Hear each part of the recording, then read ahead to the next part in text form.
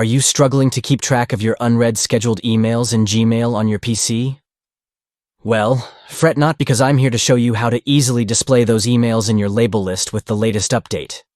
Let's dive right in. First things first, open up gmail.com on your PC. Once you're in, look towards the top bar and click on the gear icon.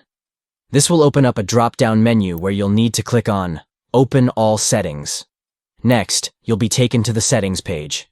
Here, locate and click on the Labels section. This is where you can manage all your labels in Gmail. Now it's time to find the Scheduled label.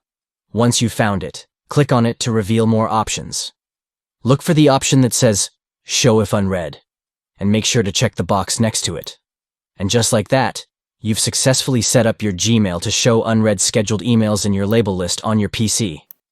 Now you can easily keep track of all your important emails that are scheduled to be sent out. So there you have it, a quick and easy way to stay organized and on top of your emails in Gmail. Give it a try and let me know how it goes for you.